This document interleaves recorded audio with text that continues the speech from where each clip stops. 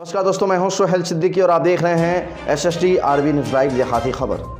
14 अप्रैल को अम्बेडकर जयंती के रूप में मनाया जाता है। भारत के पहले कानून मंत्री डॉक्टर भीमराव अम्बेडकर भारतीय संविधान के पिता कहे जाते हैं। डॉक्टर भीमराव जी अम्बेडकर की अध्यक्षता में दुनिया का सबसे लंबा लिखित संविधान सभा द्वारा तैयार किया गया था।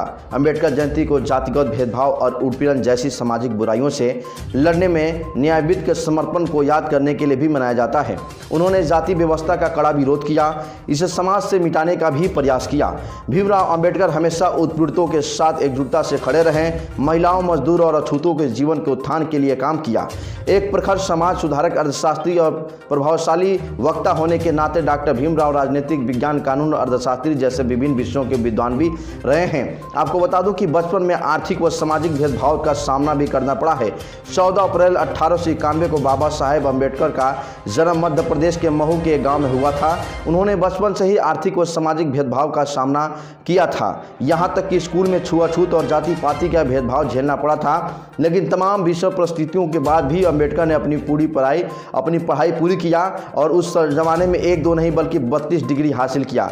विदेश से डॉक्टर की डिग्री हासिल की और अपने देश भारत को दलित समाज के उत्थान के लिए अनेकों कार्य किए हैं। डॉक्टर रामजी अम्बेडकर ने एक ऐसे भारत की कल्पना की जहां सभी नागरिकों को कानून के तहत समान माना जाता है। साथ ही उन्होंने ब्रिटिश शासन से भारत की आज़ादी के लिए अभियान चलाया। इसलिए उनके काम और बेहतरीन भारत बनाने की दशा में किए गए योगदान को याद करने के लिए डॉक्टर अम्बेडकर को कुछ अनमोल बातों को जानना चाहिए। उन्होंने आप अम्बेडकर की जयंती पर अपने रिश्तेदार, अपने दोस्तों और सभी देशवासियों के हमारा बात को आप लोग पहुंचाएं और शेयर करें। डॉक्टर अम्बेडकर की अनमोल बातों को जानते हैं।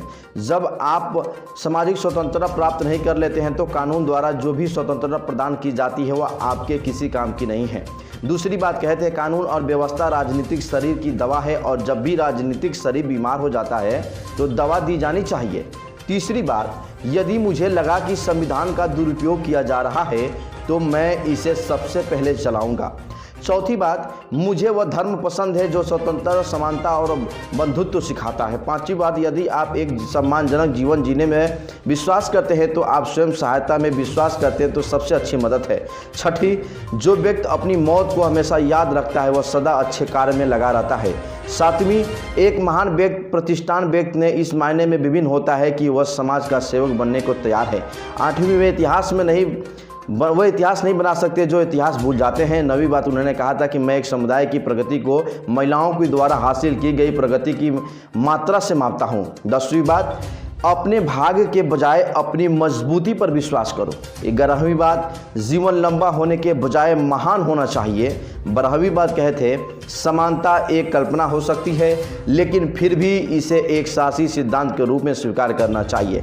13वीं बात, कड़वी चीज़ को मीठा नहीं बनाया जा सकता है। किसी भी चीज़ का स्वाद बदला जा सकता है लेकिन जहर को अमृत नहीं बनाया जा सकता है। 14वीं बात, उदासीनता सबसे खराब प्रकार की बीमारी है जो लोगों को प्रभावित कर सकती है। ये थी 14 बातें जो बाबा साहेब अम्बेडकर ने कहा था। आप सभी को बाबा साहेब भीमराव अम्बेडकर के जन्मदिन की शुभ अवसर पे हमारे तरफ से कोटि कोटि उनको नमन है, अभिनंदन है। आपको बता दूं कि बाबा साहब अगर आज नहीं होते तो आज राजतंत्र होता, यह लोकतंत्र नहीं होता। राजा का लड़का राजा ही होता और प्रजा आज भी गुलाम होती। भारत रत्न, महान समाज सुधारक, हमारे देश के प्रथम विधि कानून मंत्री, संविधान शिल्पकार, हम लोगों के प्रेरक श्रोता, जिसने उस जमाने में 2-2 डिग्री जिनके पास उस जमाने में नहीं हुआ करती थी लेकिन डॉक्टर भीमराव अम्बेडकर के पास 32 डिग्री हुआ करती थी। उन्हें हार्दिक दिल से अभिनंदन, वंदन एवं नमन है। जय भीम, जय